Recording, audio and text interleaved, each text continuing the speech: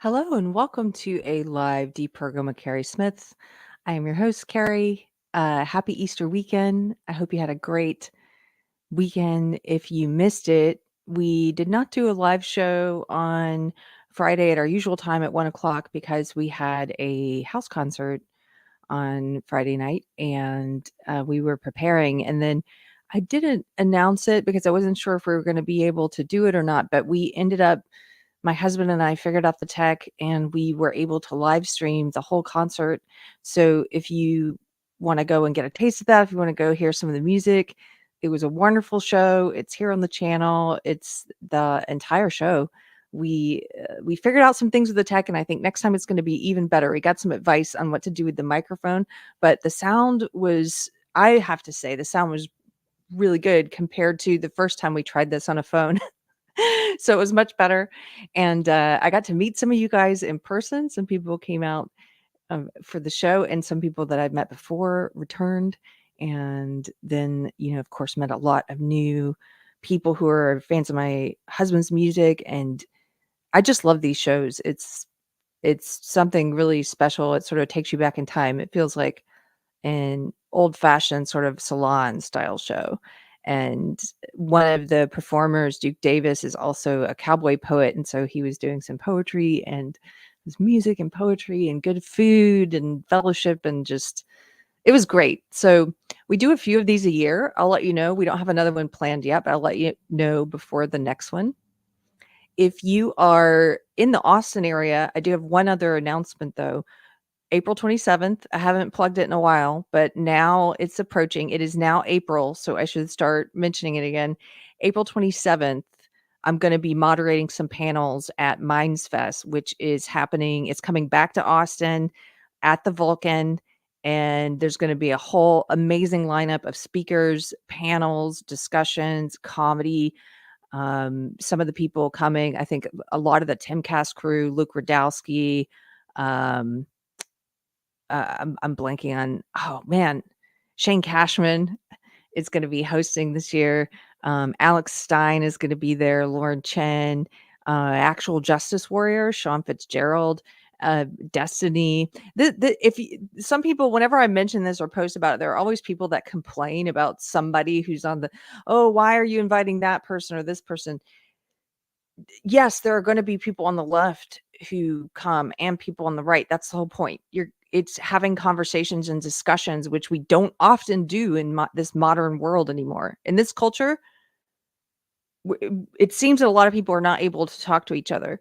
So as much as I disagree with him on pretty much everything, I have to give it up to Destiny for even coming, because a lot of people on the left, in the part of the left I was in, the woke part, they do not discuss.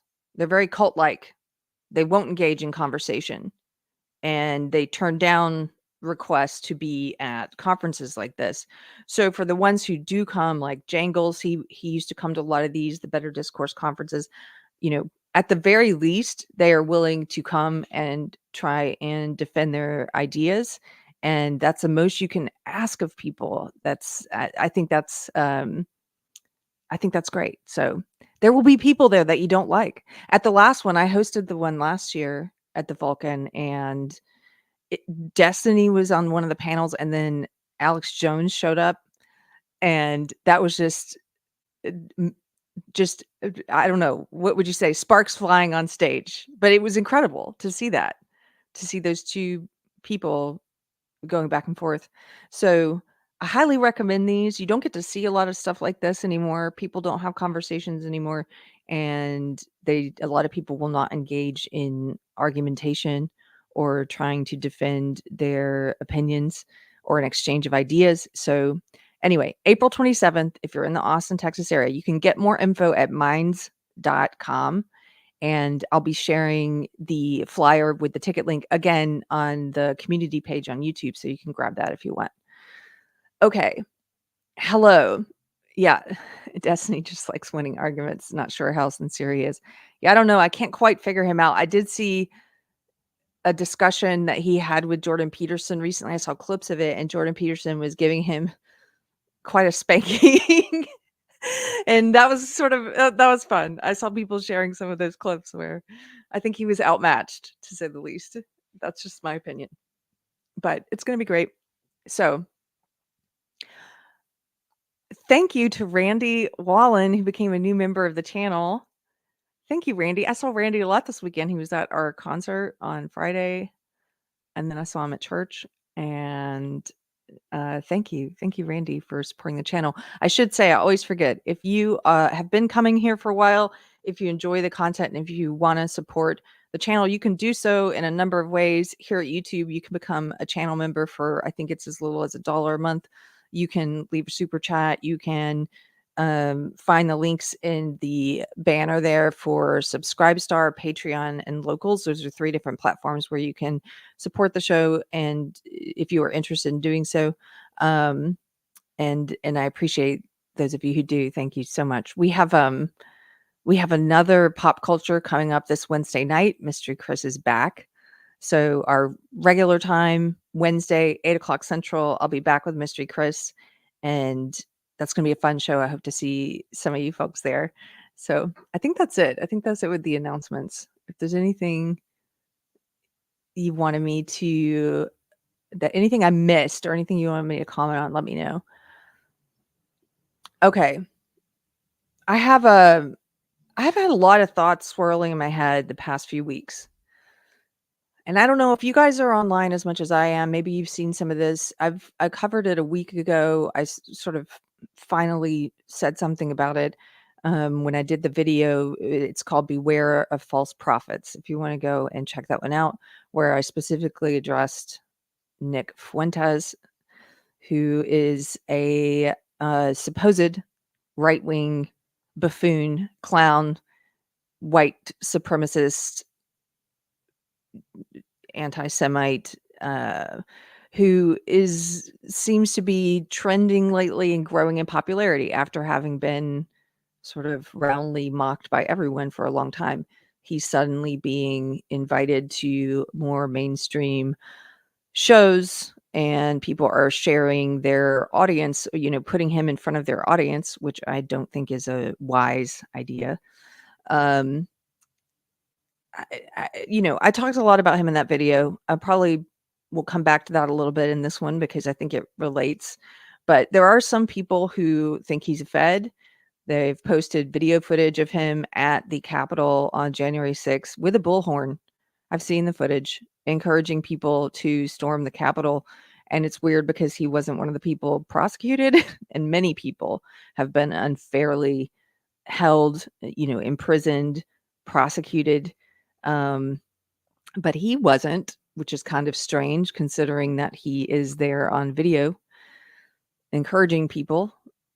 So some people think he's a plant or a Fed. I don't know. I don't have any opinion on that. These days, I don't trust anyone or anything, but it doesn't really matter to me if he's an actual grifter, con artist, clown, or if he's sincere in his racist beliefs, or if he is a Fed or a plant. It doesn't matter because the consequences are the same. The people who follow him, who are known as groypers online, these guys seem very sincere in their hatred of anyone who's not white. And the fact that he is gaining in attention and popularity is concerning, because for a long time, I'm not going to retread all of this. You can go and watch that video, Beware of False Prophets. But for a long time, the left, the alt left, the woke left, for years now, they've been pushing this fake boogeyman of, how we live in this white supremacist culture, and everyone on the right is white supremacist, which is crazy. It's not true. It's an absolute lie and fabrication. White supremacists have been correctly, pushed to the fringe and are and are called out and castigated by everyone, the left and the right. They're not considered. They're not considered with any seriousness, put it that way. But one of the things I've been afraid of about social justice or woke ideology becoming so mainstream as it has in the past 8 or 9, maybe 10 years now, is that they would eventually create the boogeyman they want. And so I do see signs, and I've talked with other people, other Christians who are online a lot, who I do see some signs that this is suddenly growing a little bit. It doesn't mean it's anywhere near on the level of social justice woke racism. Social justice woke racism, uh, you know, has infiltrated all of dominant mainstream culture. They they control the media. That ideology, that racist ideology controls the media, politics, entertainment. It's even in your hobby groups. It's in some of your churches. It is, entertainers speak woke. It's thoroughly in all of our institutions. It's in the school systems. Um, but it is concerning to me that this boogeyman they want to create is starting. It seems to be that some people are just falling into that trap and moving in that direction. And I do think it's a trap. So a couple people from the chat say they're false flag operations. Thanks, Davina. Yeah, that's what a lot of people I've talked to think. Bros and bros. Hello. Sorry. He says, absolutely. They speak it into existence. Yes. Um, Super based. The little membership fairies here. Thank you, Super Based, for supporting the channel. He just gifted 10 memberships, so grab those. And Andrew Joyner for £2. Hi, Keri, my admission fee. Oh, great. Thank you so much for the super chat, sir. Okay. So in thinking about this and thinking about this growing kind of darkness that I've seen online recently, I read a post of James Lindsay's that I wanted to share with you because I thought it was spot on and it resonated with so many people, not just myself. I think this is one of his most shared tweets or posts in a long time. And he was talking about some things that happened in advance of Easter. And this is one of the things, before I read you his tweet, this is one of the things he is talking.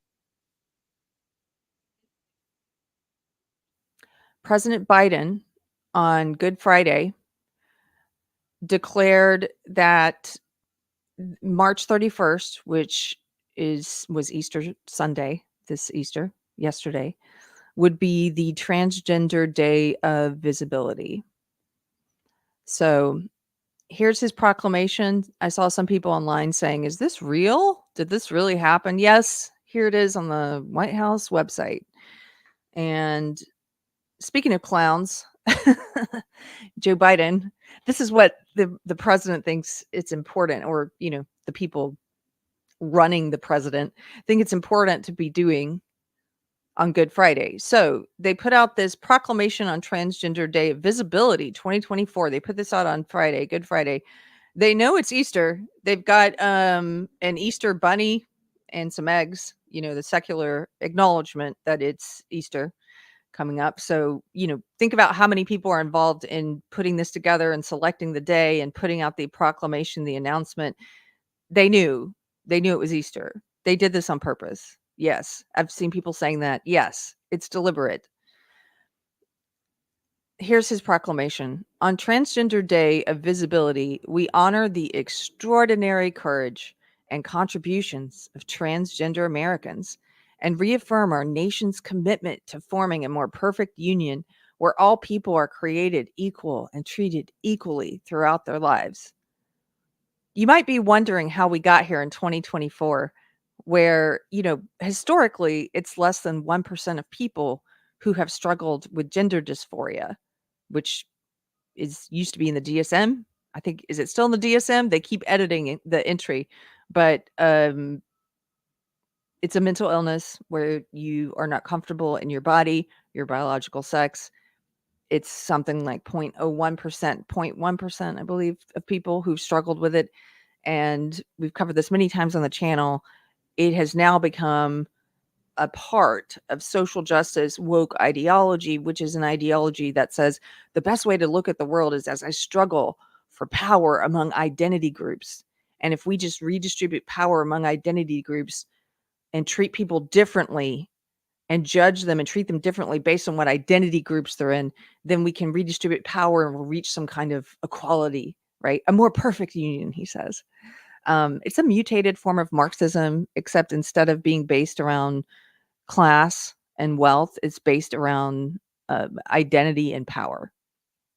And so this has been the transgender, gender dysphoria, which is now just called transgender for the most part, has been pulled into social justice ideology, like a lot of categories of so-called identity. And in the past 5 to 10 years, it's exploded. The numbers are through the roof. It's a social contagion. It used to primarily affect young boys, toddlers, and now it's a lot of teenage girls. They're calling that late onset gender dysphoria. And if you ever wondered, like, how did we get here, where something that affected a medical condition, a mental illness that affected 0.1% of the population, is now the president of the United States is issuing proclamations, this is going to be a day for this mental illness, and we're going to, what? Do you have to mention every group that's afflicted with some type of mental disorder? Is there going to be a proclamation for people with borderline personality disorder? Are we going to start seeing dissociative identity disorder day, visibility day? I mean, it is, we are living in insane times. Okay. I'm proud, but you see what they're doing though. They use transgender, so-called transgender people. They use people with gender dysphoria and those without, because now they say you don't need gender dysphoria to be transgender. You don't even need to feel like you're in the wrong body to be transgender. You just innately know. It's magic. You just, inside. But they're using them just like they use all identity groups. So here we go. I am proud that my administration has stood for justice from the start, working to ensure that the LGBTQI plus, they left two spirit off, they left the A off and the two and the S, and I thought there were like 12 letters now. Working to ensure that the LGBTQ plus whatever community can live openly in safety with dignity and respect. I am proud to have appointed transgender leaders to my administration and to have ended the ban on transgender Americans serving openly in our military. I am proud to have signed historic executive orders that strengthen civil rights protections in housing, employment, healthcare, education, the justice system, and more. I am proud to have signed the Respect for Marriage Act. Respect for marriage, right? Is that Orwellian language to you? Do you think up is down, down is up? The Respect for Marriage Act into law, ensuring that every American can marry the person they love. Really? Because I'm telling you what's coming next. If you read queer theory, if you read the theorists up at the top who are the architects of this ideology that then has become filtered down into mainstream culture, and you see people on TikTok and you see the president of the United States speaking all these things, and most of them have never read any of the theory, but that's where it's coming from. If you read queer theory, they believe the person you love could be a child. I'm telling you, that's coming next. That part hasn't filtered down to be socially acceptable yet in the mainstream, but that's coming next. Transgender Americans are part of the fabric of our nation. Whether serving their communities or in the military, raising families, or running businesses, they help America thrive. They deserve and are entitled to the same rights and freedoms as every other American. Let me just ask you this, because my trans friends, several of whom I've interviewed on this channel, who are based, who live in reality, who are not part of pushing this on children, who are not part of pushing this ideology, they frequently ask, like, what rights don't we have? What are you talking about? They don't have the same rights and freedoms as everyone else? What are you talking about? This is another lie. This is a lie that is used to justify extending special privileges to groups when you pretend they don't have the same rights and freedoms. Therefore, we need to do this. Therefore, we need to discriminate against these other groups. It's a lie. It's a justification for making sure people don't have the same rights and freedoms. This justification is used currently to justify pushing men into women's rooms, as we saw with the Planet Fitness controversy that's been brewing. I did a video on that as well.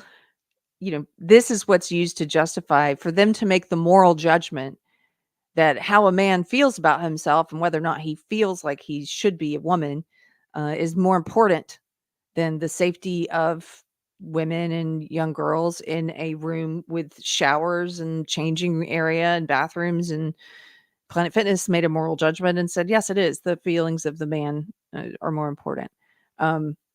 This isn't about rights and freedoms. That man has every right and freedom to go into the men's room.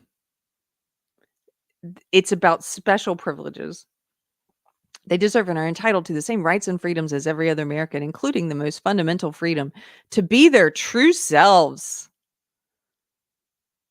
That's insanity also. One of the things uncovered in the WPATH files, I did several videos on the WPATH files. If you haven't read the WPATH files, go and read them.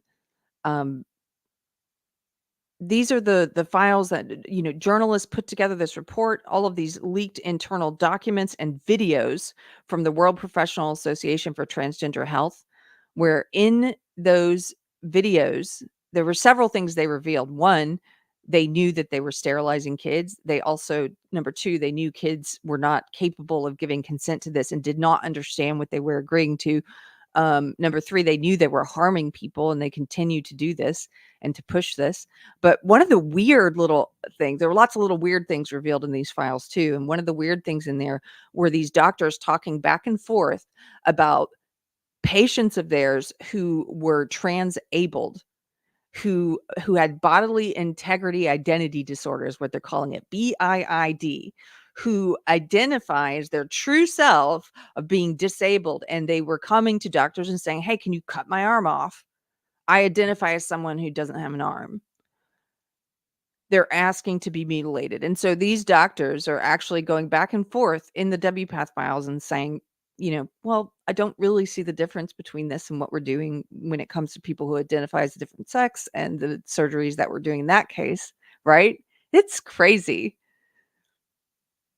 Including the most fundamental freedom to be their true selves. Even if that's going into the doctor to get a mutilation done because you feel disabled in your heart of hearts. First, do no harm. First, do no harm. That's the Hippocratic Oath. Anyway, now here we get to the this is part of the op. They've been doing this for a while, and if you've been awake for a while, you this is so common. You're so used to this. If you're just waking up, and I hope you are. I hope there's people on the left watching. I know there are sometimes. I've talked to people who started watching the videos hating what I was saying and eventually starting to say, wait a minute, I think I agree with you on some of this. Yes. Okay. So if you're just waking up, this may be new to you. But here we go. The language of extremists. So anyone who disagrees with all of this stuff is an extremist, right? Okay. It's not extreme to cut children's breasts off or to sterilize them or to cut part of their arm, the skin on their arms and legs off and to construct a Frankenstein skin tube, fake penis. If you haven't seen these photos, they're disturbing. You'll never unsee them. I've seen them. That's not extreme to do that to kids. But, if you oppose that, you're the extremist. Okay, but extremists are proposing hundreds of hateful laws that target and terrify transgender kids. There's no such thing as a transgender kid. No such thing. You're putting a label on a kid and you are locking them into that sentence. There are gender nonconforming kids. There are effeminate boys. There are more masculine girls. There's no wrong way to be a kid. You're putting that label on them, adults, transgender kids. You're locking them into that. Terrified transgender kids and their families, silencing teachers, banning books. This is a lie. I've covered this on this channel. Look for the book banning video. No one's banning books. They are removing sexually inappropriate books from children's school libraries. Penthouse is not in children's school libraries. It's not banned. You can still buy it, just like you can buy these books anywhere. In fact, this weekend, I had a friend visiting for the show, and he stayed with us this weekend. Hello, Christian, if you're watching. We were walking around Taylor, Texas, and checking out. There's a lot of cute shops there, and it's becoming pretty heavily woke. Taylor is. This ideology's been moving in for a while in the guise of, liberalism. It's not liberalism. And we went into this cute bookstore I had not been in before. We were both very excited. I walk in and I had to leave. I just started laughing. You have to laugh. You have to maintain your sense of humor because they had the very thing I've talked about before, where they have a huge display and a poster that says banned books, buy our banned books. And they have all of these perverted books that we've covered on the channel before that should not be in children's school libraries, but they're not banned. They're right there on the end cap. In fact, they are manipulating gullible people, gullible leftists into thinking, oh, I'm doing a good deed. I'm buying this banned book, which is not banned, I guess, because I can buy it here. Like, you can get it anywhere, leftists. Don't be dumb. I know you're smarter than this. I bust out laughing. The hipster around the counter just looked at me and I was like, these books are banned, but I can buy them, right? Okay. I'm sorry, I can't. I have to leave. I can't support this store. So stupid. Don't insult my intelligence. Right? Okay. Well, the president's insulting our intelligence. Banning books. Okay. And even threatening parents, doctors and nurses with prison for helping parents get care. There's that Orwellian language for their children. You mean harm.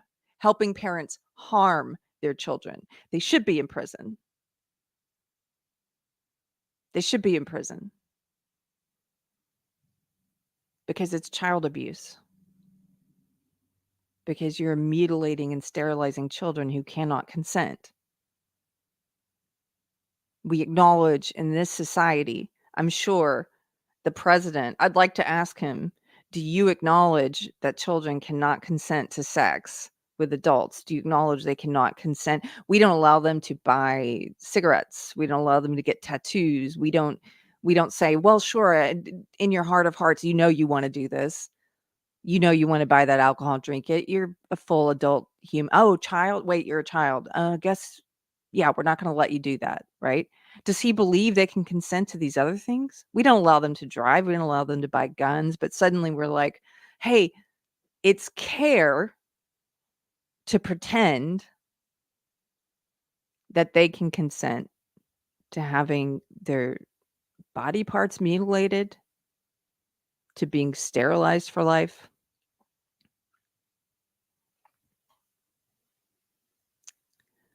I'll continue. These bills attack our most basic American values.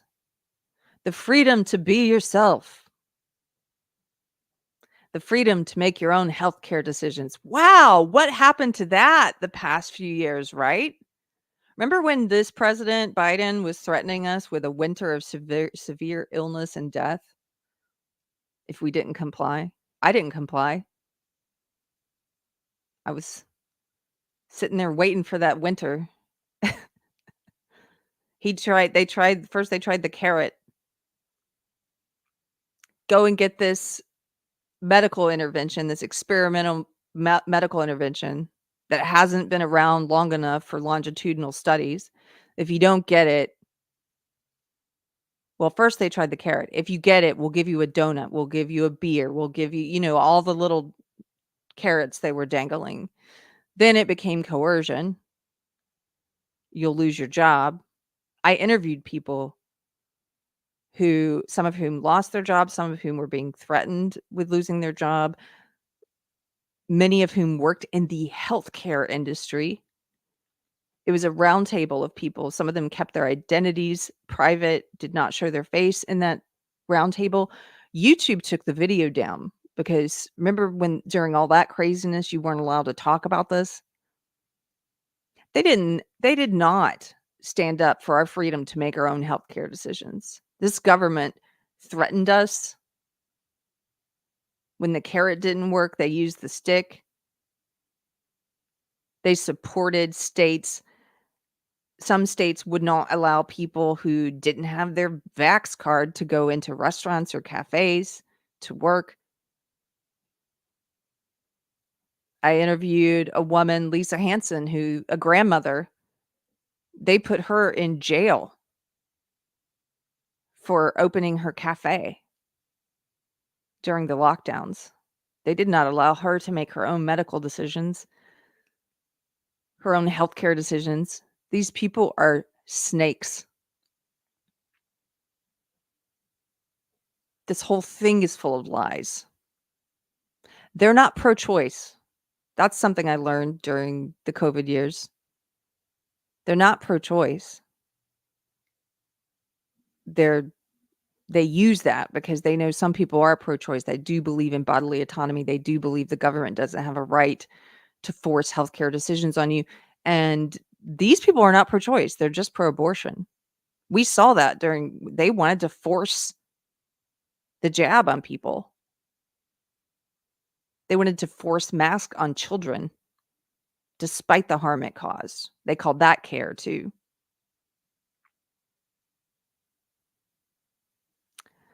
And even the right to raise your own child, they say.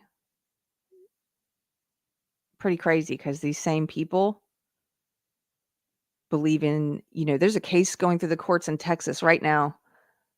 A father who's lost custody of his kid because he doesn't agree that his kid is trans. And during the divorce, the mother did.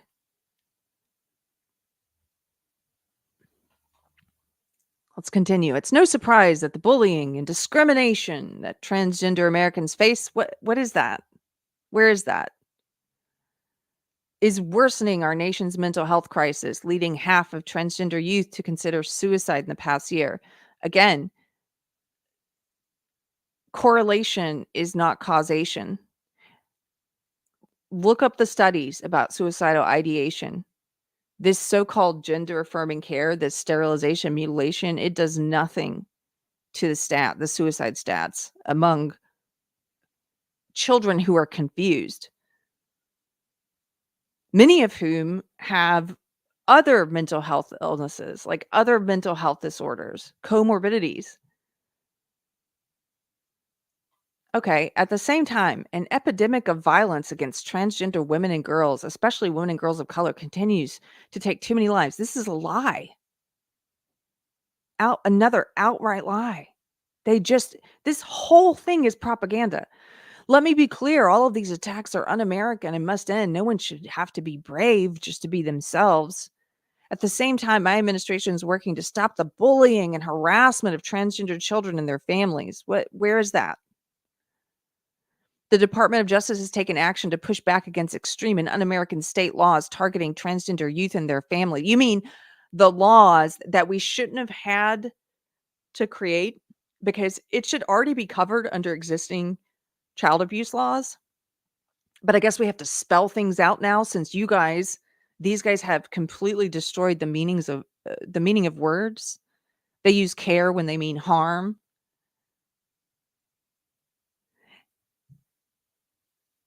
These laws are not targeting transgender youth and their family. They're protecting gender non-conforming kids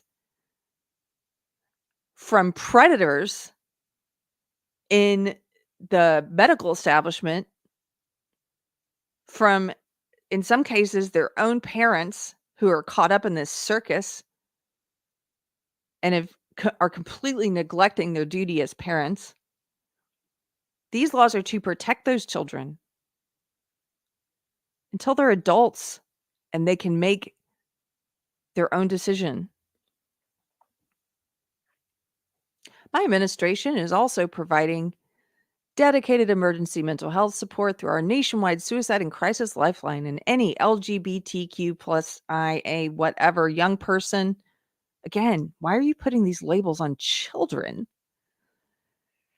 can call 988 and press 3 to speak with a counselor trained to support them. We are making public services more accessible for transgender Americans, including with more inclusive passports. That means they're printing lies on passports and easier access to Social Security benefits. There's much more to do.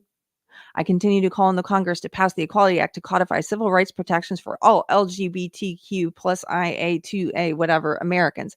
Today, we send a message to all transgender Americans. You are loved.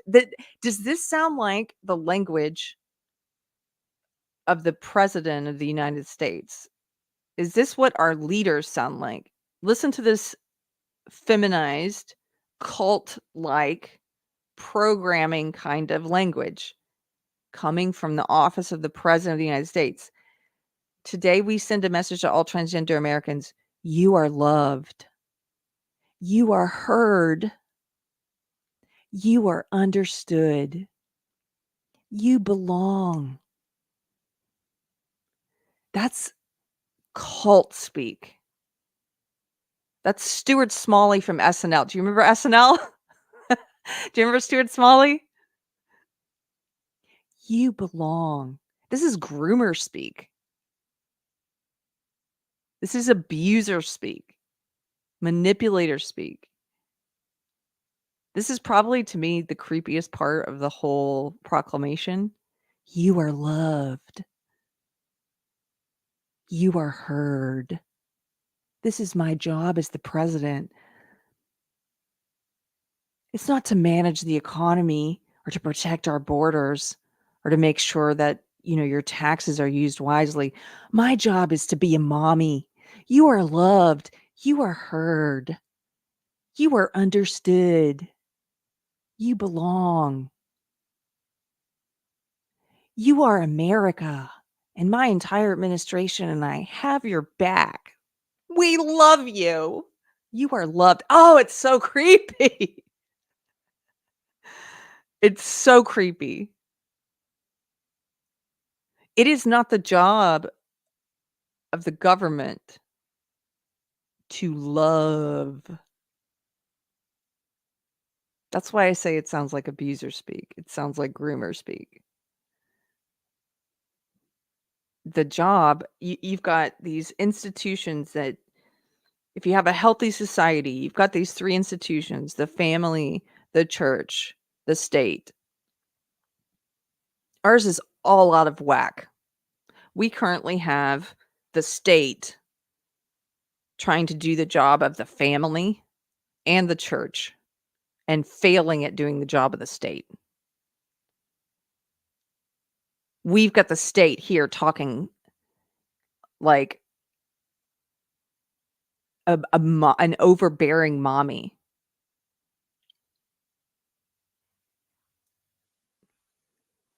Now, therefore, I, Joseph Biden, you are loved. Sorry, okay. President of the United States of America, by virtue of the authority vested in me by the Constitution and the laws of the United States, I do hereby proclaim March 31st, 2024 as Transgender Day of Visibility. I call upon all Americans to join us in lifting up the lives and voices of transgender people throughout our nation and to work toward eliminating violence. What violence are you talking about?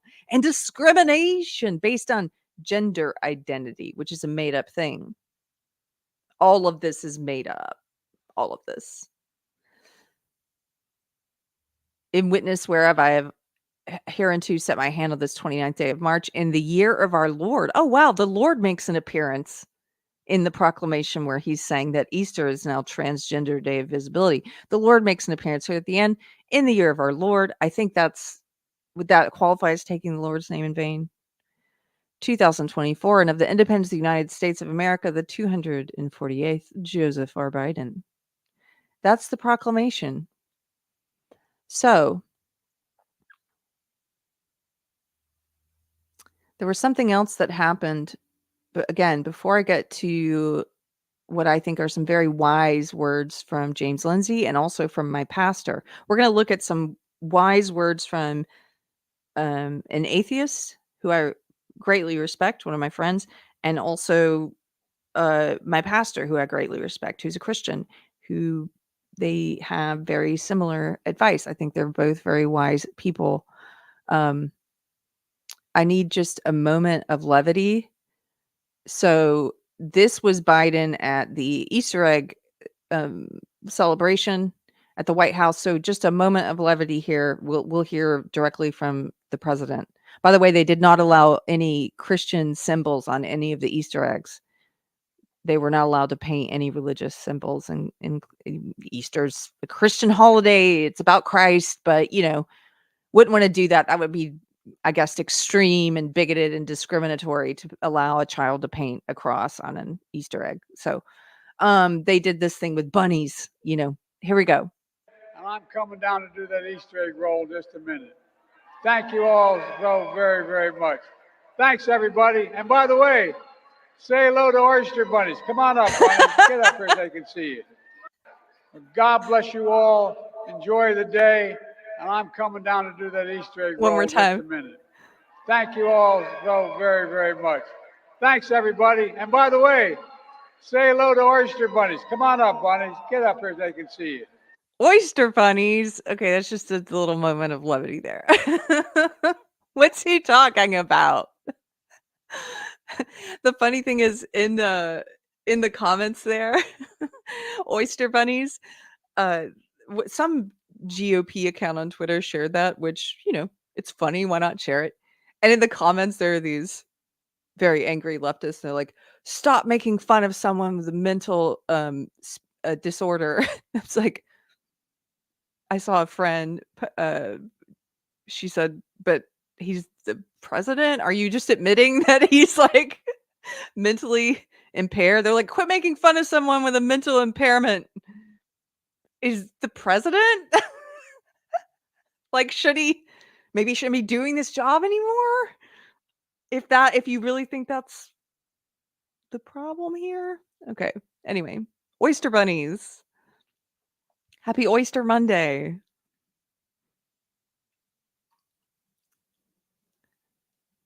Okay, here's something else that happened. You may have seen this. This is something else that happened on Easter Sunday. Again, I think everyone should be taking all of the news with I am skeptical about all of it now. All of it. It's funny, having been on the left for 20 years, a lot of people when they buy into this fake tribalism, this right left dichotomy, like, oh, you're one or the other, and they're so easily manipulated and they don't even see it. They go along with whatever their tribe's doing. I was talking with a friend from church about this weekend. This like during the COVID years, for example, the left suddenly, shockingly, became pro big pharma. The left suddenly became anti-choice. They suddenly didn't believe in bodily autonomy anymore. Suddenly believed you didn't have a right to make your own medical decisions. Suddenly they were on board with all these different pharmaceutical companies and pushing this new experimental treatment. I will say that because it's true. We were censored from saying that back then. Hopefully that's not the case anymore.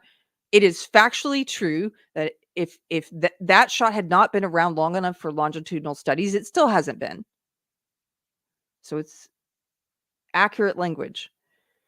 Suddenly the left was on board with all these things, which is kind of crazy, but not crazy if you understand human nature and tribalism and manipulation and coercion and the way that people will just comply themselves into tyranny.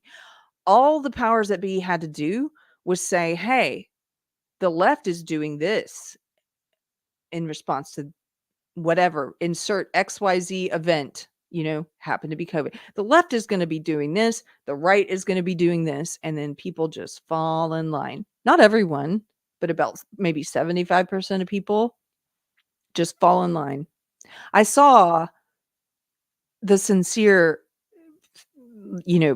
critical thinkers that did not fall in line. There were some progressive lefties, actual liberals, hippies, actual progressives who were protesting the mask mandates every weekend in Georgetown, Texas. I saw them on the square. They were rare and good for them because they actually had principles. They didn't allow that manipulation to work on them. But that was a minority. And if you look at stuff throughout history, like the Ash conformity experiments, I always bring this up because it's so interesting. Those experiments showed that it's maybe as many as 75% of people will conform. They're followers. I don't know, maybe we are built to follow. And if you're not following he who is most high, maybe it's easier for you to follow. I don't know, I'm just saying. But most people follow, and so that was rare. And here, let me just put this on the screen because I'm getting far afield. I'm getting back into the COVID stuff, and I told you there's a lot on my mind. Let's just come back to this. My point was, don't trust the news. When I was in the left and Bush was pushing for the Iraq war, we on the left did not trust the news. We did not trust the news. We knew they were lying about yellow cake uranium. We knew they were lying about babies being pulled out of incubators. We knew, we followed it all, and we knew every lie because that's what our echo chamber was pushing on us at that time. And the right has an echo chamber too. It's not the same. It's not as large. It's not as powerful. But there does exist something kind of similar. But on the left, it's massive. And at that time, we opposed the war. I understand now a lot of people, because most people, 75% maybe, were just followers, and because it was a Republican pushing for the war. And so that's why we were anti-war. It wasn't because we all had sincere principles like I thought we did about the truth. And so I was also manipulated during that time. I still oppose the war. I still think it was right to oppose that war, but I was manipulated in terms of,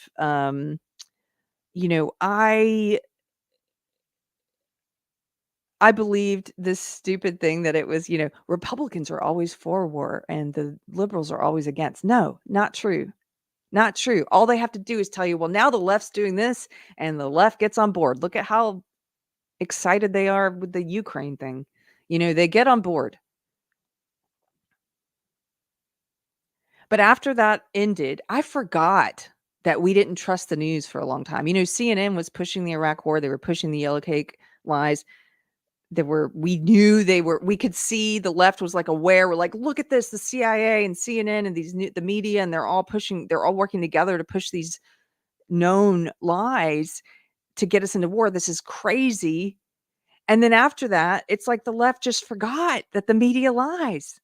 And they went back when Trump was president, the left went right back to worshiping at the altar of the mainstream media. It's almost like they forgot. They always lie. And so I say all of this because I don't even know if I believe that this is true. We were talking about some of these right-wing provocateurs like Fuentes possibly being a plant or a Fed. I have no idea. But I look at this and I saw some people I trust also questioning, like, did a Fed do this? Who did this? Because it's obviously meant to provoke. This is meant to provoke someone. If you're just listening, you can't see. This is a news article. Yesterday, Easter Sunday, a man, pulled a trailer of Bibles, over 200 Bibles, up in front of a church in Tennessee on Easter Sunday and lit them all on fire and burned all these Bibles. It is meant as a provocation.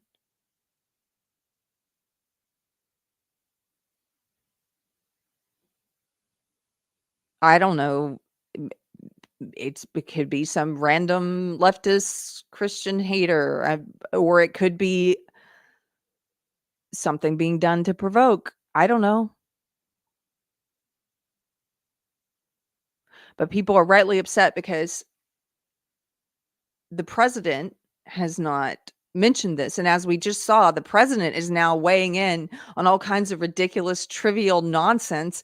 He's declaring a proclamation for Transgender Day of Visibility. He's also putting out false information about the death of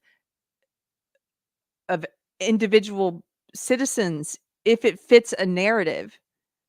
Did you guys see this from a couple weeks ago from March 14th? Here, let me share this instead.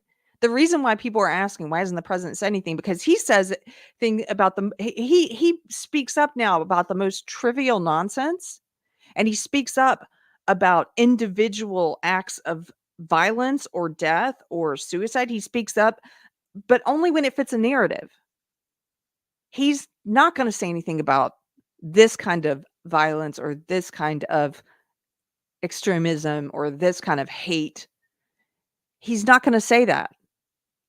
But he did say something about this. This was a couple weeks ago. They were pushing a huge propaganda campaign around the tragic death of this 16-year-old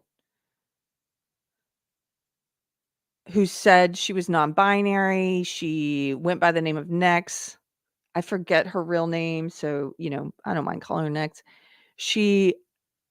At first, the story, we covered this on the show when in the Libs of TikTok video.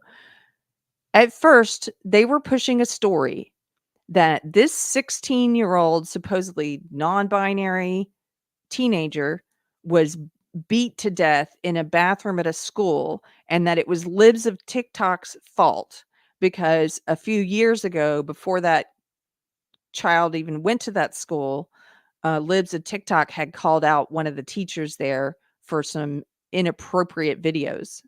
And that teacher, I believe, got fired or had to leave. And so somehow this was all Libs of TikTok's fault for creating a climate of bullying and da-da-da. And as this story, this propaganda, this fake news story, it was in all the headlines that this student was assaulted and killed in this school bathroom. But the police report, if you actually went beyond the headlines and tried to do your own research, the police had not issued a cause of death. They were still investigating, and people were rightly pointing out they are saying it's not due to blunt trauma, and then they found out it didn't happen. Then there was video footage of the student after the fight. Then it came out in the video footage the student said she started the fight. She assaulted the other girls. Had nothing to do with being non-binary. They were making fun of the way she laughed or something. She threw water on them. They started fighting. They talked to her about the fight afterwards. The next day she passed away. So they pushed this whole narrative, this false narrative that she died in the bathroom. Okay, well, even though she didn't die in the bathroom, she still died as a result of these kids beating her up. No, she didn't. Had nothing to do with blunt force trauma. And this whole time they're still blaming Libs of TikTok, okay? They're holding these vigils in all these different cities. They're using this child's death to try and push propaganda. To try and say, oh, there's all this harassment and discrimination against non-binary and transgender. All of this to push propaganda. So then it comes out, Nex Benedict committed suicide. The coroner's report finally comes out after the media's done all their hit pieces and smears and lies and misinformed the public. Then it comes out it was suicide, and that she lived with her grandparents because her father had been sexually abusing her repeatedly, and she left suicide notes talking about the sexual abuse of her father. And this had nothing to do with society being bigoted or discriminatory towards her because she's non-binary. This had to do with family breakdown, an evil father. This had to do with like a lot of things, just declining culture and people in her life not protecting her from evil adults. But the president still weighs in on it. So after it came out, hey, wait a minute, everything you guys said was a lie. Everything you said was a lie. She wasn't beaten to death by these other students and because of being non-binary. Then what do? If you don't know what he said, you can already guess. Then they pivot to the suicide lie. Well, it's still the fault of society being bigoted towards trans. And so he puts out a statement, President Biden, a couple weeks ago, in memory of Nex. What? Her death is tragic, but why is the president weighing in on this? It's weird, the individual stories, right? That they pick and choose to build narratives. He's not going to weigh in on the Bibles being burned, which honestly, I don't actually think he should. It's in one place in Tennessee, it's 200 Bibles. But given the fact that he weighs in on stuff like this, you would think, well, are you going to say something about this happening on Easter Sunday? No. In memory of Nex, we must recommit to our work to end discrimination, he says. This was about discrimination, he says. It's not. This is about a child being sexually abused by her family. And address the suicide crisis impacting too many non-binary and transgender children. Again, that's a lie. There's no such thing as a non-binary or transgender child. And so then he puts out a whole statement on Twitter, March 14th. Statement from President Joe Biden on Nex Benedict. Jill and I are heartbroken by the recent loss of Nex Benedict. Every young person deserves to have the fundamental right and freedom to be who they are. Do you see this whole narrative they're building, that they've been building for a while? This whole propaganda campaign? That we live in some crazy transphobic world where trans people don't have the same rights as other people, and there exists something called a non-binary trans child, and that we should be allowed, parents and doctors should be allowed to mutilate them and sterilize them, else we're transphobic.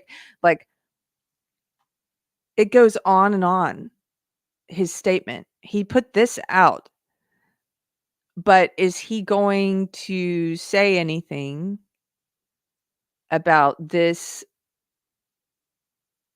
Bible burning incident? No. Whether this happened because of a real person who, citizen who hates Christianity, or whether this was done on purpose by someone in a 3-letter agency, I have no idea. But it is a provocation, and ignoring it, the president ignoring it, is also a provocation.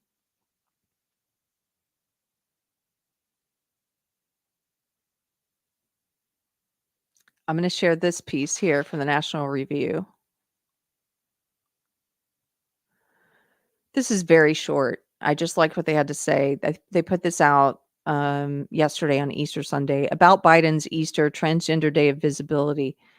The White House on Friday announced Transgender Day of Visibility for March 31st, which this year falls on Easter Sunday. There's a lot I'd like to say, but conferring with a friend, I came to realize there's nothing more debasing than allowing rage into our celebration of Christ's sacrifice. There's time enough for an accounting on the other side of Sunday. I take solace in this. Christianity has survived the might and hedonism of Rome, the pillaging and desecration of pagans, and the suffocating efforts of communist, atheist states, not to mention, I'm not going to pronounce that right, so I'm not going to try, the fallenness of Christians, myself included. What Biden has done is malicious and wrong-headed, but powerless before the love of God for his creation that we celebrate on Easter Sunday. I thought that was a very succinct and important and powerful message. And now I want to share with you the thoughts of, as I mentioned, an atheist friend who I think is right on the money, who is very aware of what's going on, and who I respect a lot. So, and thank you guys for the super chats. I see them. I'm going to read them. Let me get through James's thing first, and then I'm going to read those, and then we're going to watch a little video clip. Okay, so this is from James. Lindsay, he says, I have a feeling this is going to go really badly for me, but it has to be said. The dynamic must be explained. Yesterday, on Good Friday, one of the high holy days of the Christian faith, the Biden administration proclaimed Easter Sunday, March 31st, 2024, specifically to be a trans day of visibility. The official White House press release page shows an Easter bunny by the White House, indicating they are fully aware that they are making this proclamation specifically about Easter Sunday, even though Easter is not specifically mentioned in the proclamation. This is not just an insult to the Christian faith, and indeed an intolerable one that proclaims a form of embodied Gnostic theosophy that misleads and destroys kids. It is entirely consistent with woke theosophy, as I've discussed elsewhere and may attach here as a thread. But it is more than that. It is also a deliberate provocation against Christians that must be understood. A key principle of woke activism is, quote, your target's reaction is your real action. That derives from Saul Alinsky in Rules for Radicals and has been codified in the updated activism manual called Beautiful Trouble. They do these provocations intentionally, as I've discussed at length in the past, as a means of stoking a reaction that they want, stoking a reaction that they can use to their advantage. On the reactionary side at present, it must be indicated that there are multiple overlapping active measures to drag faithful Christians into reactionary stances. One is the prevailing Operation Christian Nationalism, which this same administration is framing as one of the most dangerous threats to democracy in the world today. This is true. This has been happening for a couple years. I said a few years ago, watch, Christian nationalism is going to start, there's going to be an uptick in it in all of the media, all entertainers, people talking, and it has happened. Go and look at how many times that phrase has been mentioned. You can look up stats on Google and other search platforms where you can see how common was that phrase a few years ago compared to now. They're peppering it everywhere. They're trying to create this boogeyman of Christian nationalism, and they are trying to include all Christians. Once they make Christian nationalism this extreme boogeyman, then they're trying to include all Christians in that. They've been doing it for a while. They're using this same propaganda rhetoric about extremists.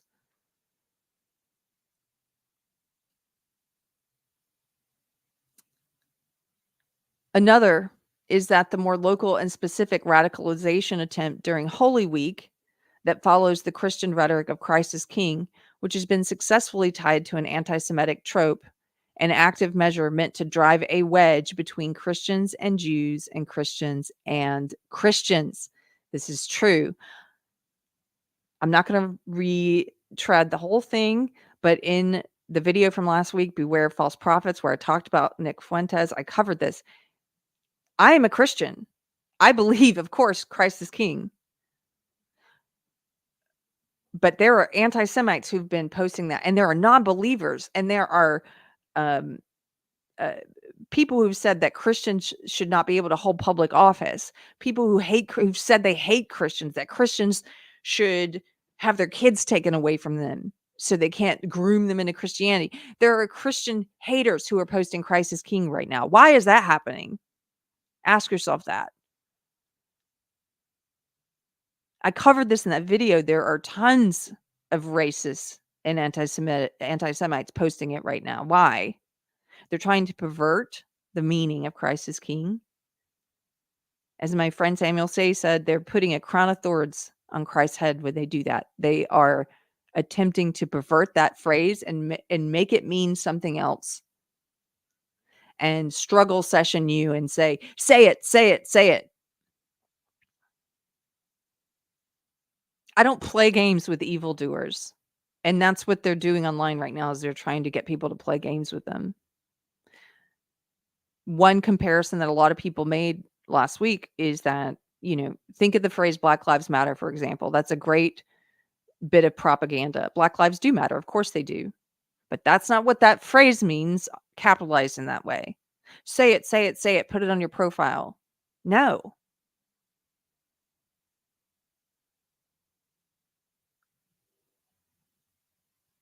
I will not be coerced into suddenly peppering my language with something I believe to be true, but I haven't really peppered my language with before. I believe Christ is King. It's obvious in everything I say and do, I hope.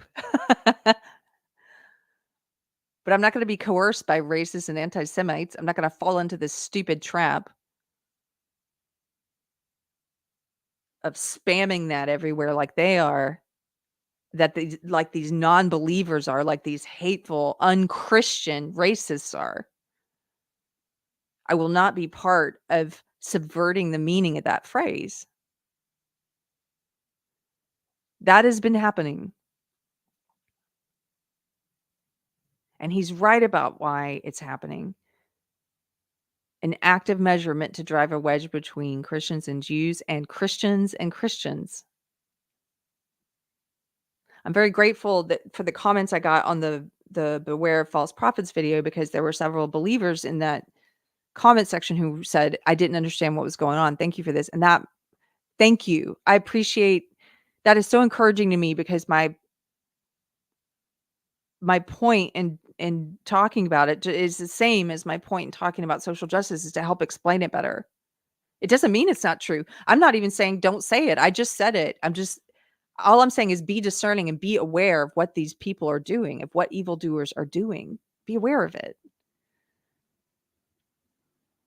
I have taken tremendous heat for exposing this active measure, he says, as have many others, which is a testament to its status as an active measure. This provocation, published yesterday, is overwhelmingly likely aiming to feed into those prevailing active measures, those ops, meant to drag Christians into a position of fruitful reaction that the regime can use to clamp down on them. Yes. Again, Christian reaction is their real action. And we know for certain that Christian circles are deeply infiltrated with a chest beating and growing radicalism that is being baited toward and associated with the growing anti-Semitism. The responses to this post will almost certainly prove this out, by the way. And they do. His comments have been filled with Jew hatred recently. Your evil government wants this to happen. They are baiting you into it. I would go further and say the devil, in his hatred, wants to pull you into hatred. The devil wants to provoke in you rage and stupidity and impulsivity and unchristlike behavior. So James continues, what should you do? You should cleave to your faith with wisdom and discernment. You should celebrate your Christianity as loudly and publicly as you want, which I do, which you should too. And you should do so aware that a reaction is being solicited from you. Pray for those who are caught up in the trans cult. Make your prayers visible. Welcome them to healing and communion, even if they're not ready to take it. Likewise, pray for these evil leaders that they repent of this wickedness. Pray also for those professing Christianity but not practicing it. That's hard. Seeking to lead Christians into error from within. Pray for them that they repent and find forgiveness, peace, strength, and ultimately faith. More than that, celebrate your faith openly and on terms that avoid the desired reaction of these enemies of both the church and our nations. Proclaim he is risen and celebrate your salvation through him. Do not be afraid. Do not be afraid. But do not take the evil path that is being offered to you. I advise reading Matthew 10 in its entirety in this dangerous time in which your religion is targeted and in which you are being targeted and identified for this persecution, which is being set up through these provocations. It contains wisdom and guidance for times precisely like these. Happy Easter, everyone, and may the good news of your faith overpower the evil being done against it, not through chest-beating reaction and temptations to evil, but through the power of peace, repentance, and forgiveness that is at the heart of it for all the people and all the nations of the world. Let not this weapon that has been forged against you prevail. Keep your faith and keep your head. These are trying times. He posted this on Saturday. It's had 2.8 million views. Like I said, I'm not the only person this resonated with, which makes me so encouraged, like such a glad heart that people are sharing this. 5,000 something people bookmarked this to come back to it later and read. This has been shared almost 9,000 times. So many people have seen this. I, I just, I'm so grateful for this post.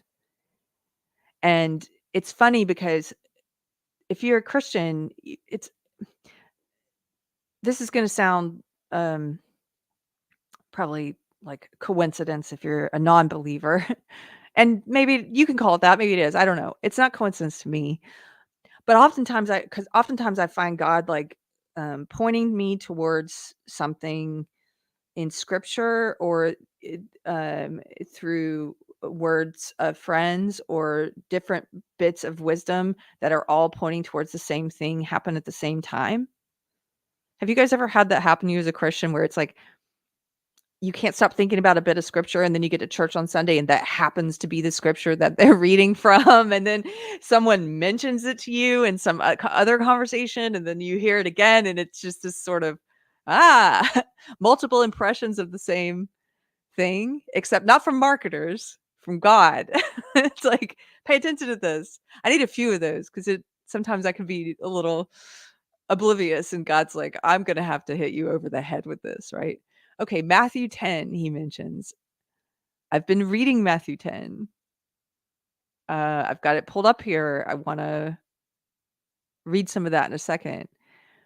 Let me just take a quick break. I'll look at some super chats and because I haven't really been able to pay attention to the chat yet. And then I want to play a clip from my pastor's sermon yesterday, Easter sermon, just a short clip that echoes some of the same warnings that James is making.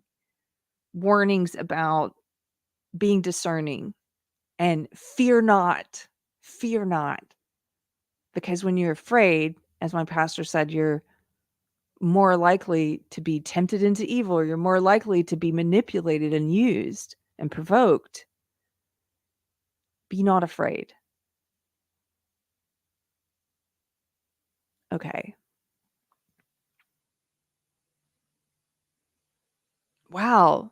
Thank you guys for the super chats. Randy Wallen for $5. Hey, Randy.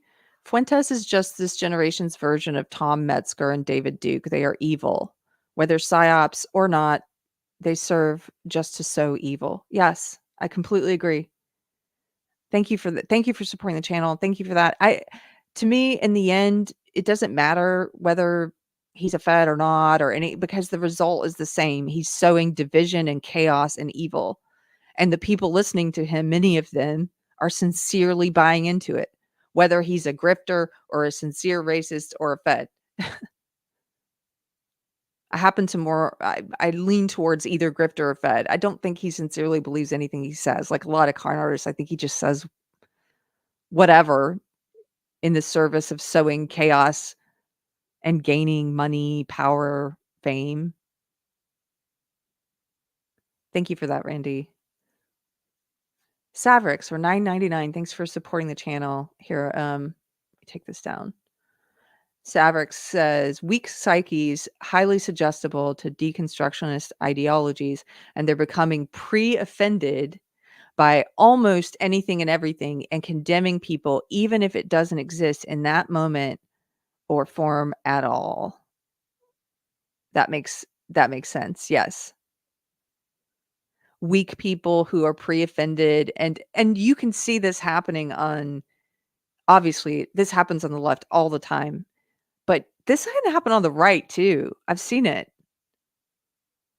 And I think they're trying to bait currently the right, Christians in particular, conservatives are trying to bait into being pre-offended and, hitting us with provocation after provocation, outrage after outrage. And we have to maintain, as James said, maintain your faith and your head. Keep your head about you. Keep your wits about you. Don't betray your values and principles, because then you stand for nothing.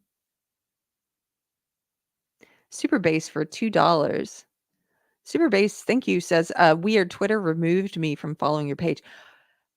That has been happening to a lot of people lately. If that has happened to you, let me know. I haven't had that happening as much as since Elon took over, but lately I've gotten a few messages like that. If Twitter has unfollowed me for you, will you let me know or go and check? I don't know what's going on. Maybe it's a bug. Randy Wallen for $5. Thank you. Thin line between stupidity and ignorance and evil. Judge them by their fruits, and most will end up in the evil column. I agree. It's sometimes you can't tell if a person is dumb or evil. and I like to I'm like, this is either ignorance or this is deceit. It's one or the other.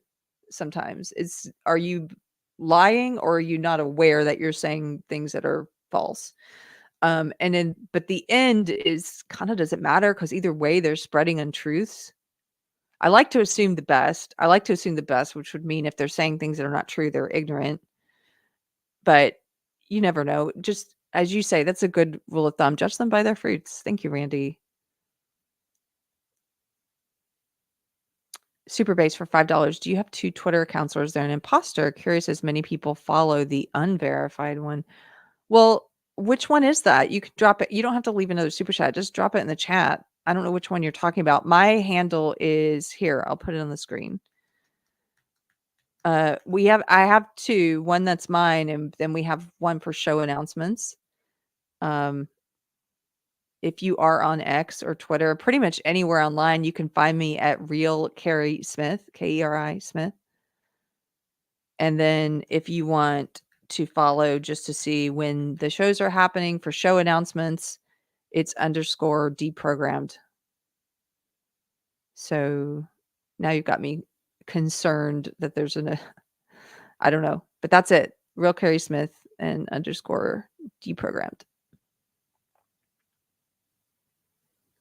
Thank you for the super chat, super based.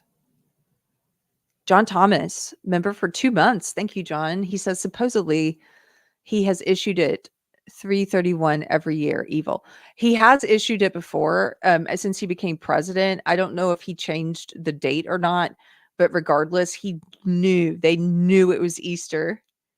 They knew, and they still did it.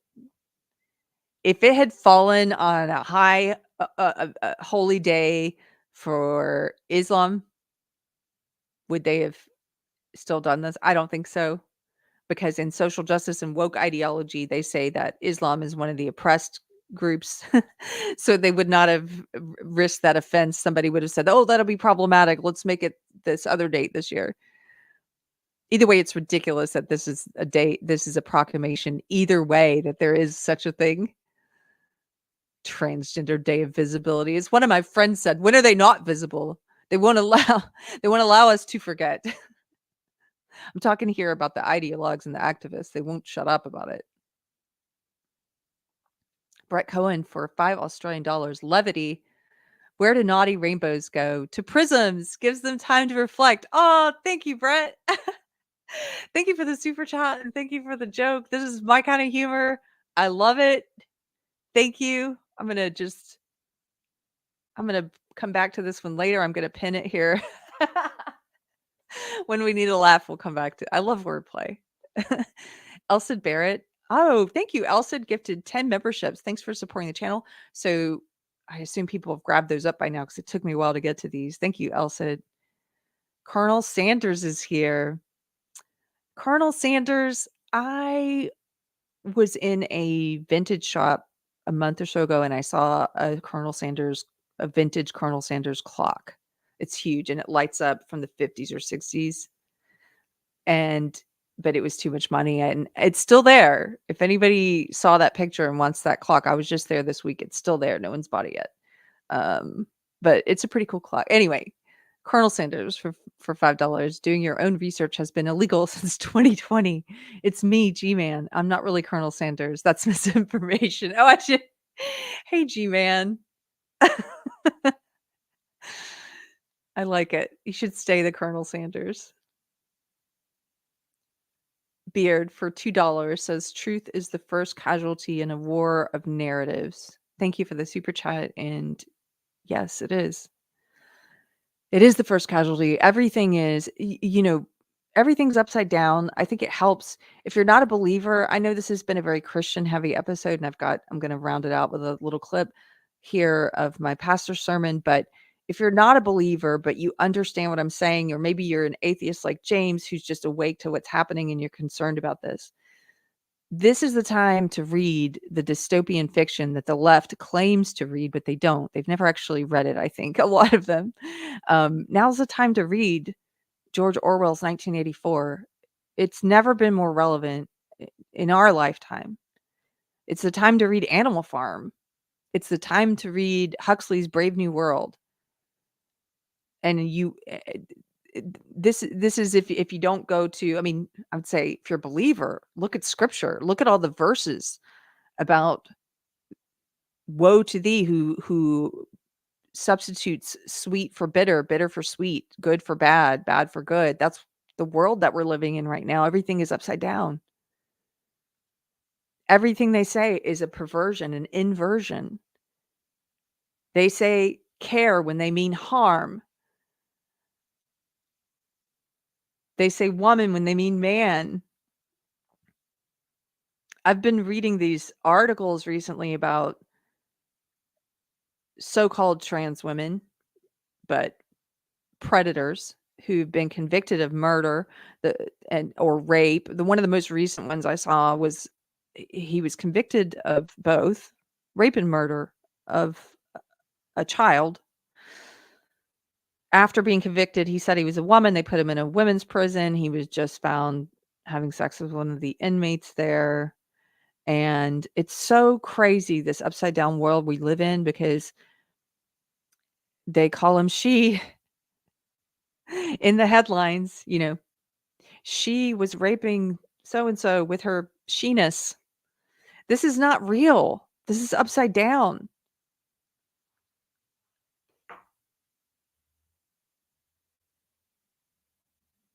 I would say, and I'm going to get to this at the end, but let me just say it here now. Don't comply. Because people were saying, I've seen some people who want to, I understand the human nature, the anger, the being provoked at intentional provocation, and people who are like, when do we fight back? What do we do? And it's like, be discerning. We are fighting back, but be discerning. Don't sacrifice your principles when you fight back. One of the best ways to fight back is don't comply. Don't be complicit. Don't participate in the games. Don't participate in the lies. Alexander Solzhenitsyn talks about this, let the lie come into the world, he said, but not through me. Not through me. I won't be a part of it. And if you're a believer, you believe in something higher, a higher power than the state, than this world, than man's laws, than all of this ridiculous social conformity. You believe in something higher. What harm can this world do to you? Be courageous, be confident, fear not. I've got to get to this bit of the sermon because it's so good. It's so good. Okay. Thank you for that, Beard. Elsa Barrett, member for 3 months. Hail to the fellowship.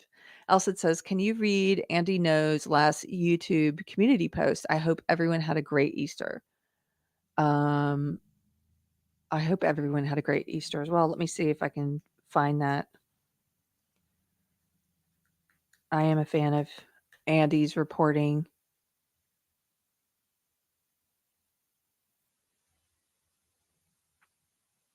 Hold on, let me just scan this.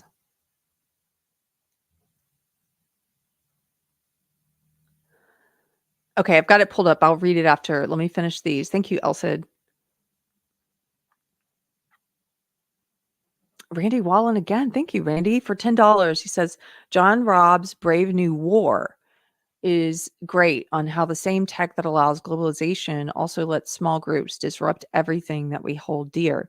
His thoughts on the network storm are very pertinent. Okay, I'm going to make a note of this. Brave New War. That's a great title. Thank you for that. Thanks for that suggestion. And thank you for the super chat. ADL 1992 for $4.99. Just curious, which atheists have said Christ is king? Oh, I'm not going to name one of them because she's a nasty, disgusting. Anyway, I've seen a few of them. If you're not on Twitter, you will see it on Twitter. You will see Christ haters saying this to provoke because they know when they say it, it means something different. Savrix for $9.99. It doesn't have to work. It just has to be absorbed by the permanent consuming class. Think 1984 idiocracy, police state with permanent slaves of consumption of media and information. It just has to be absorbed by the permanent consuming class. Yes, this is true. This is true. Well, none of what the permanent consuming class right now, none of what we're consuming is good for us. None of it. Not the ideology, not the bread and circuses, or in Huxley's Brave New World, the soma. None of the things that are meant to just take our mind off of things and our crutches and our vices and all the porn that's out of control now, the porn consumption, which is through the roof since the invention of these things.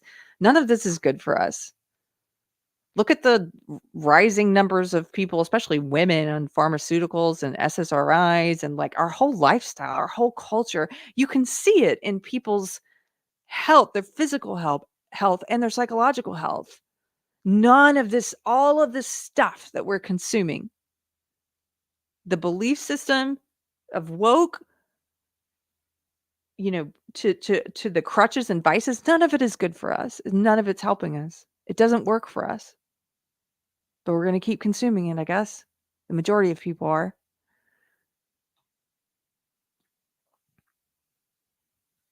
I did a post on Easter Sunday yesterday about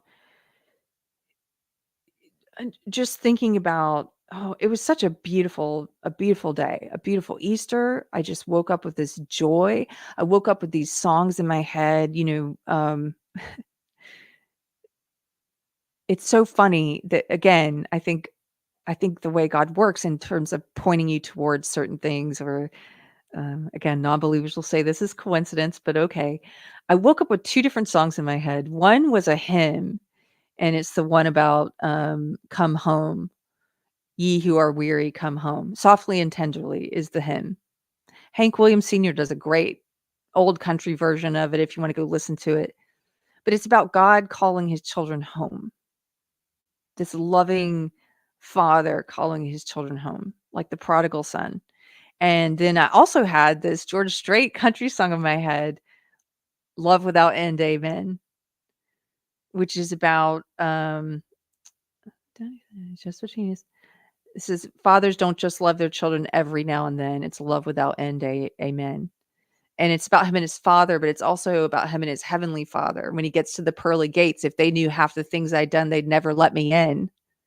And then somewhere from the other side, I heard these words again. He said, let me tell you a secret about a father's love. And fathers don't just love their children every now and then. It's a love without end, amen. Anyway, these lyrics, these two songs with similar message were in my head. And I started thinking about, when I came to Christ, and about who I am now and who I was like 8 years ago before I knew God. I didn't know who I was. I didn't know God, but I didn't know who I was. I didn't know what my identity was. I thought my identity was, all these things that the world tells you your identity is. Currently, the most popular religion ideology is social justice, woke ideology. I was in that for 20 years. It tells you your identity is your race and your sex and your sexuality, and now you can choose your gender identity, and your whether or not you're fat, that's another identity group. Whether or not you have mental health problems is another identity group. On and on and on. It's none of that. That's not your identity. That's not who you are. The least important things about you in some cases, what your skin color is. you know, some people think that's the whole of their identity of who they are. And you see it. They put it in their online bios. Every little group they're in. I am Black, cis, or non-binary, queer. I have depression and ADHD, and I'm fat, and I'm this, and this is my identity. No. So that's one place people get their identity, but the other thing I think is the other mistake people make is we think our identity is all the things that we've done or all the things that have happened to us. And people take pride or shame in things they've done. They think they're bound by all the things that they're ashamed of that they've done wrong, or they're bound by all the things that they're proud of, accomplishments. Like, that's who I am. I did this thing. I made this much money, or they're bound by things that happened to them, terrible things and things that happened to them in childhood, and that's their identity. I've heard stories in AA like that, where people just kept abusing themselves way into adulthood, way after the childhood abuse was over, because they were stuck in that identity. And I was thinking about all this, and God is so freeing, finding God, because it was like, none of that's my identity. There's something eternal in us. I truly believe that. I think you are, not meant as an insult if you don't believe, but you are a beloved child of God. You are his creation.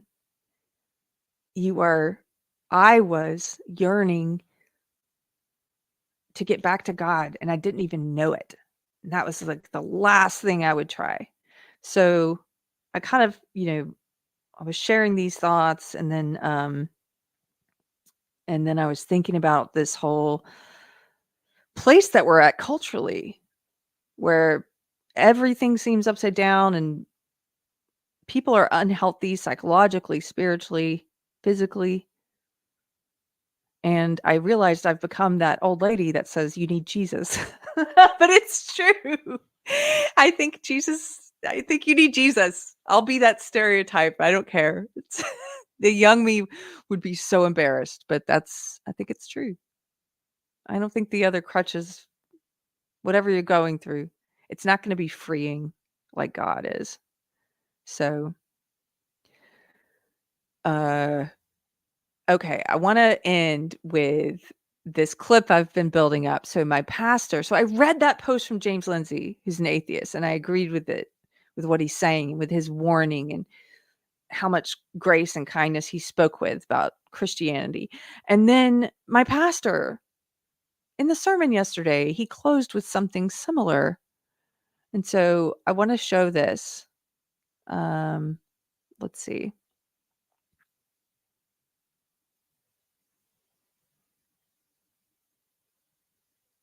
Here we go.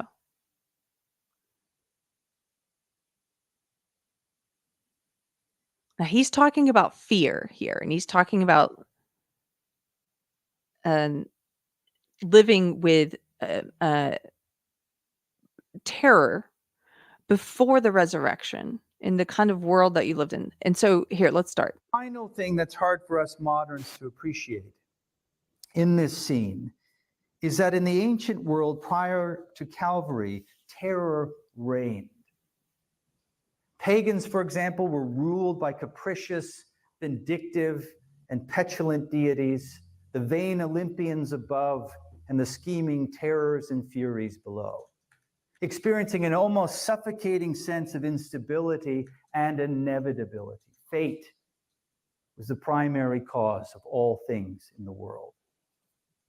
And the same was true for Israel to a certain extent.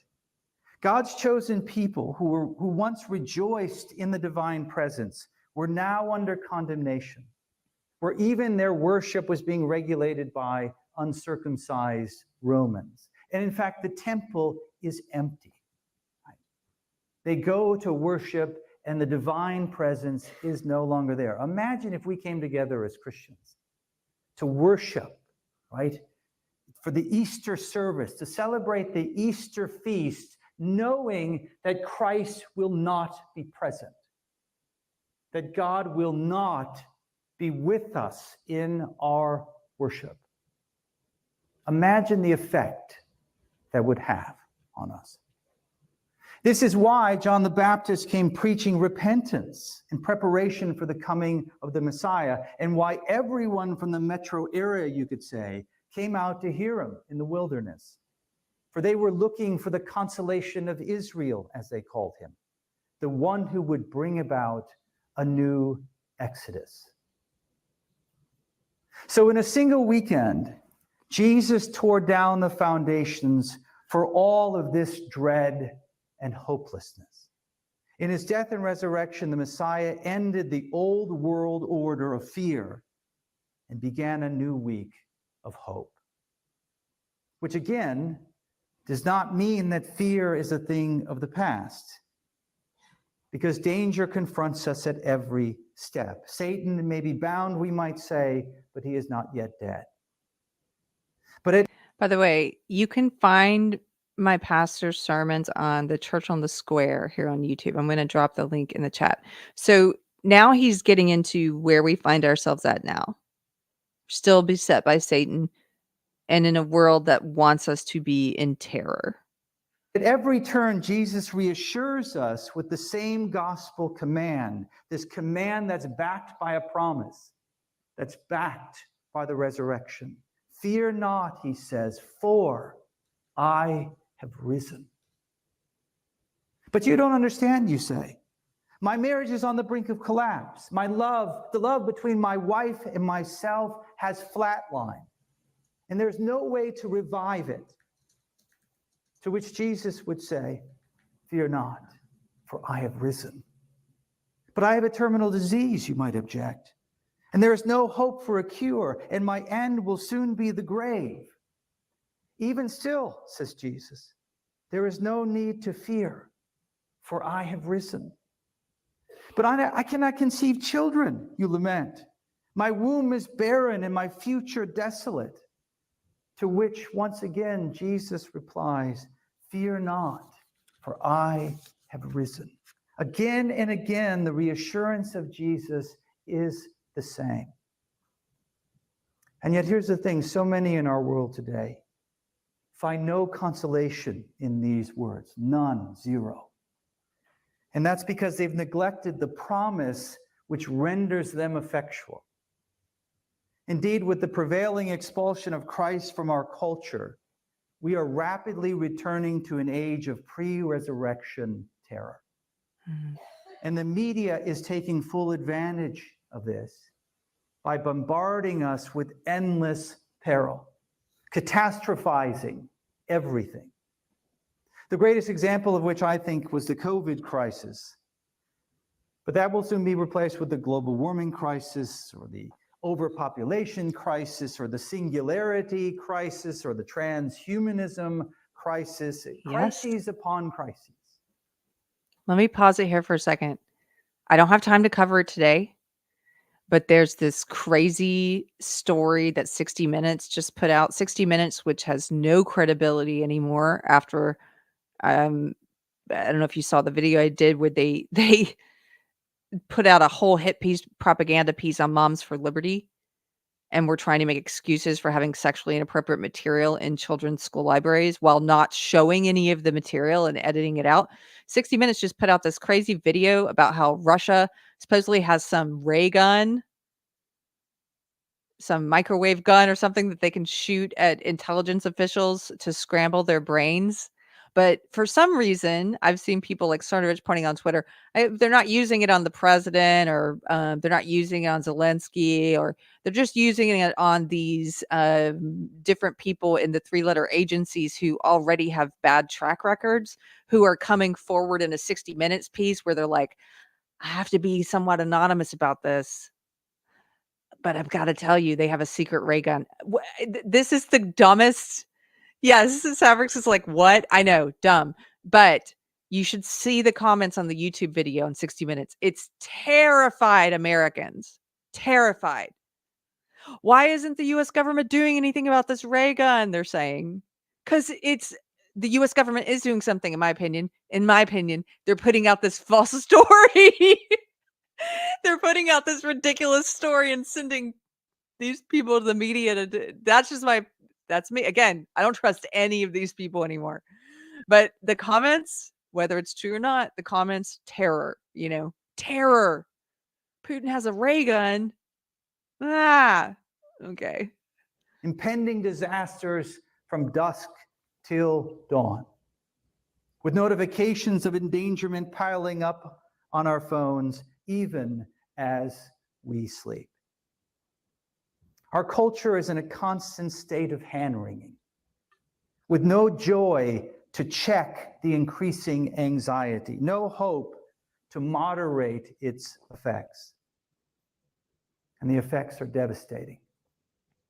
As parents become too afraid to discipline their children, as teachers become too afraid to correct their students, as policemen become too afraid to arrest their fellow citizens, as politicians become too afraid to resist their constituents, and as preachers become too afraid to speak their consciences. We are rapidly returning to a world that's ruled by terror, by suspicion and superstition, a world of wars and rumors of wars. But the whole point of the resurrection, the whole goal of Easter, is to set us free from such hand-wringing, to liberate us from the manipulation, the oppression of terror, also that we can bear fruit for Christ. And such confidence, by the way, is our greatest asset in the culture war. Don't give up your confidence, as it says in Hebrews. I exhort you the same this afternoon. As we wage this war, don't give up your confidence. Because while the rest of the world is overcome with fear and or fervor, we can maintain our composure and our focus, as was the case with Stephen, right? As the raging Sanhedrin is ready to stone him, and Scripture says he had the countenance of an angel. We will also be able to take risks for the advancement of the kingdom if we get rid of this kind of terror. And also, such fearlessness will mean that we will not be as easily provoked. I'm sure you all know this by now, but our president issued a proclamation on Good Friday, declaring that today, Easter, right, the high holiday of the Christian church, that today will now be known as Transgender Visibility Day. This, as I'm sure you know, is high-handed rebellion against the living God, against his created order. This is blasphemy of the first degree. But here's the thing, I think it's meant to provoke us, to provoke Christians into doing something rash. It's sort of a two-punch strategy. Fear, right? They work the jab with the fear over and over, and then as soon as you're ready, they come in with this provoking. The thing is, if you're fearful, you are more easily provoked. But the resurrection frees us from being so thin-skinned. It allows us not to panic, but to be principled in our resistance. So now more than ever, we need to come to know the power of the resurrection, the truth of it, the promise of it. Because here's the thing, when Jesus went to the cross, so did our arch enemy, which is death itself. And therefore, in Christ's resurrection, we can triumph once and for all over the tomb. And if we can overcome the tomb, then what is left for us to be afraid of? If you die with Christ, you will be raised with him, Scripture says. And therefore, death will no longer have a grip on you. Nor will any of the 1,000 little deaths that bury us a little bit more and more every day. Jesus has set us free from all such death, setting us free to feel delight even in the face of great disaster. And so on this Easter Sunday, let us stand amazed at the power of the resurrection, so that it might fill us with an awful joy, a reverent gladness that will lead us to exhort others to come and experience the divine presence. Fear not, says our Lord, for I have risen. I love that. I just love it. Fear not. And he's so right. And somebody in the chat, Andrew Joyner, said, isn't this what James Lindsay was saying? Yes, they're saying the same thing. And that's why I thought it was important to show both. These are two men I greatly respect, one an atheist, one a Christian, who are saying the same thing. Be wise, be discerning, fear not.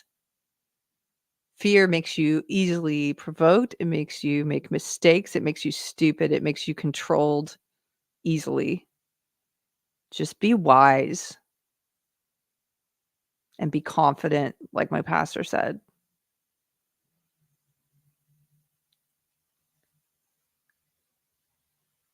Okay, let's see. Sellsworth for $4.99. Hello, Sellsworth. Thank you for supporting the channel. He says, live not by lies. Yes, that's Alexander Solzhenitsyn. No one else has a rational or moral claim on your thoughts or utterances. No. This is the I keep coming back to this because I know a lot of us have already reached this point and we don't comply and we're not complicit and we don't allow the lie to come into the world through us. But there are still so many people in that place of going along to get along, which I think is a betrayal of the self. If you don't agree with it, it's a betrayal of the truth. It's a betrayal. If you're a believer, it's a betrayal of God. God is truth. So I still think we need to get more people over here on this side of fear not, of speaking the truth, of not being afraid to say the truth. So many adults are still constrained by this fear of what other people will think of them. And what if they think the wrong thing of me? What if they think I'm a bigot or I'm a transphobe or I'm an extremist or whatever pejorative they're using today? Who cares what they think? Who cares what they think? You're an adult. Who cares if they have the wrong idea of you? You can learn to live with that and get over it. That's your ego. I know this. I know this because I prayed for a year straight. I was so nervous doing a podcast. I used to pray before every show, God, kill my ego. And God killed my ego in very painful ways of having people think the wrong thing about me. And I learned that that's okay. It doesn't matter. I know what the truth is. I know who God is. I don't care about the opinion of snakes or sheep who've been, led astray by wolves. I would like for them to get back on the path, but if they think the wrong thing about me, it doesn't affect me or who I know. I know who I am. And so, yeah, I think we live not by lies. We need to get more adults into this place of not being afraid of truth, of not being constrained by middle school stuff, like what if people get the wrong impression? What if they call me a bad word? Yeah. What's that meme where the guy's like being strung up and he's looking at his friend and the guy's like, they called me an alt-right, not whatever. And he's like, first time? That's happened to all of us. A lot of us, I mean, we're not even all right wing. All the people who are in the reality-based movement, I don't even know. I mean, I'm liberal on some things, conservative on others. I'm definitely not a leftist anymore. Definitely not woke, because that's not liberal. That's racist. I'm not in that. I vote more conservatively than I used to. Lately, I've been voting for Republicans because they're the most liberal, classical liberal option on the ballot in many cases. And, I know people who are still like hippie progressives who are in the based movement now. They get called right wingers too. We're all right wingers now, I guess. Nothing wrong with that, but it's kind of funny. They're not very precise. Stephen Landau, good to see you here, dude. Thank you for the super chat for 19.99. He says, Keri, hey, Keri, upside down world, keep up the good fight. Thank you. Thank you for supporting Deprogrammed. Thanks for being here and good to see you. It is upside down world. It's been that way for a while. The loquacious Berean, I said it wrong, I know, says, you're right, Keri. Be that unique Jesus woman. People seem to like that. I'm going to, Ryan, I'm down with that. I'll be the old geezer that says you need Jesus. Esther's about the ray gun, but does he have sharks with lasers on their head? Little Dr. Evil reference there. And Savrix for $9.99. Thank you, Savrix. Says we believe the bad guys believe that they have the true doctrine and the absorption of spiritual deterrents like religion is essential to achieve their success. The bad guys believe they have the true doctrine. Well, some of them do.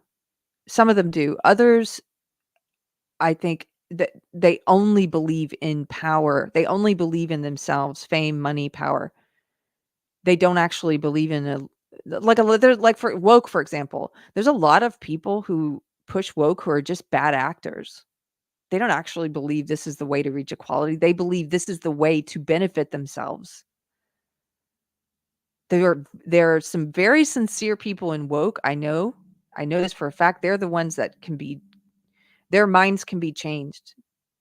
But the insincere people, the con artist scripters, the ones who are in it to benefit themselves, they're not sincere believers. They're just using it. Like people use Christianity, like con artists and scripters use Christianity or use any movement,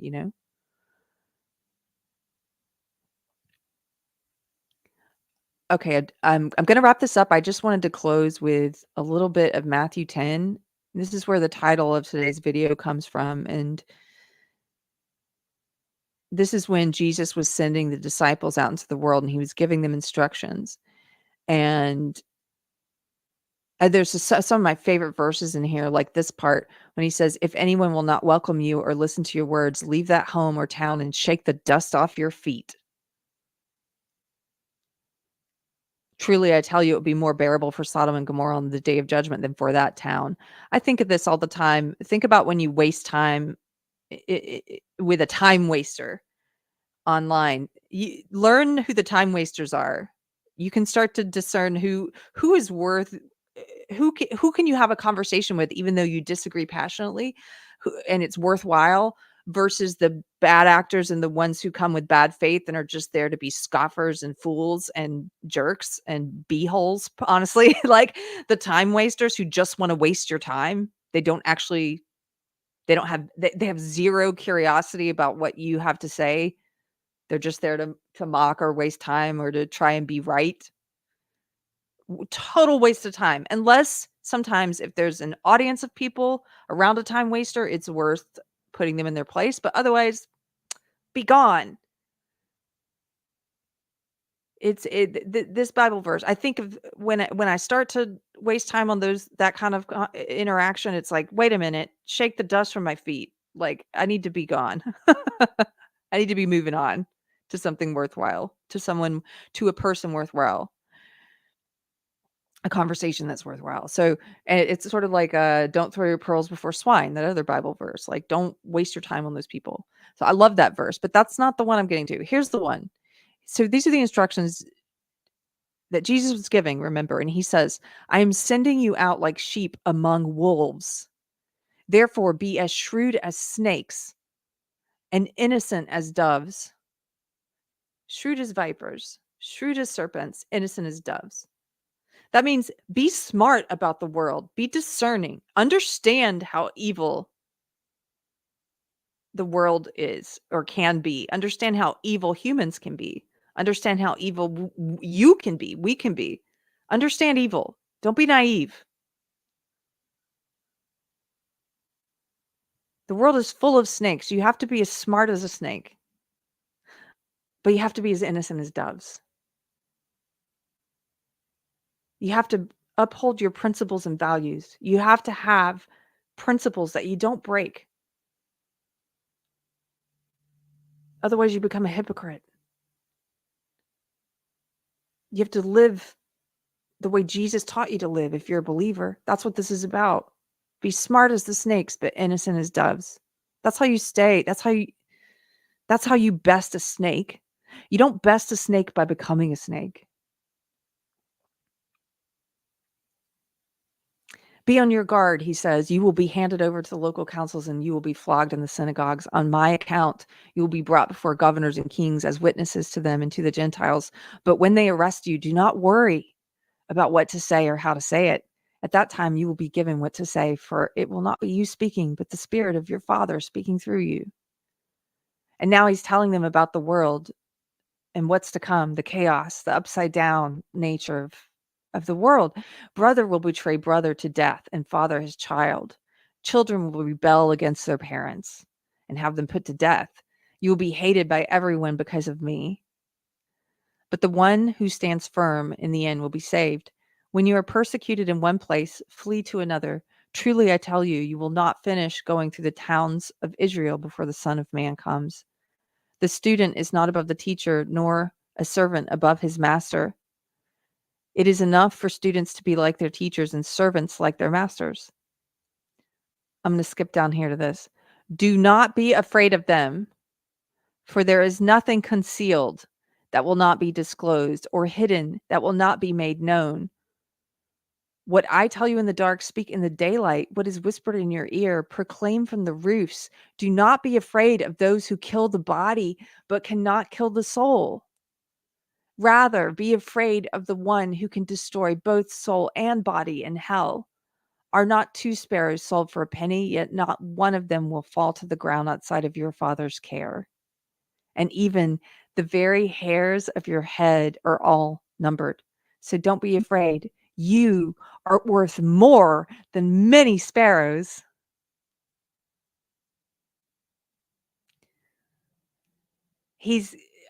Like James said, read all of Matthew 10.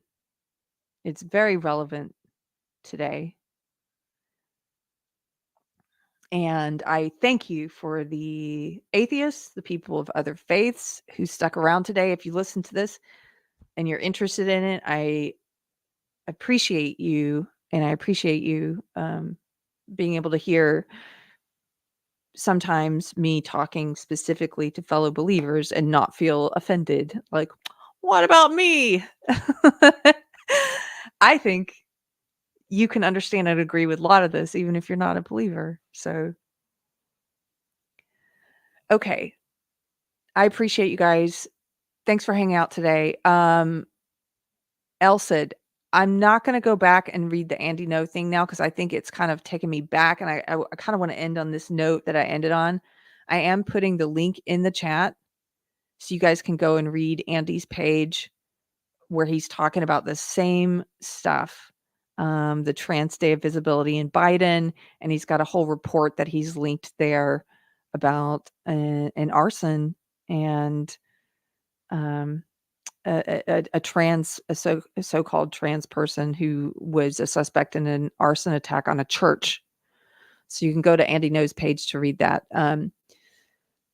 Thank you guys. I hope you have a great Monday. Hey, Therese, important show. Keri, see you later, chat. Hey, Therese, it's good to see you. I'll see you guys on Wednesday night, 8:00. I'll be back here with Mystery Chris. Very excited. I know some of you guys have missed him, and that's going to be a fun show. So I'll put out an announcement later, but see you guys and have a great week. Be discerning.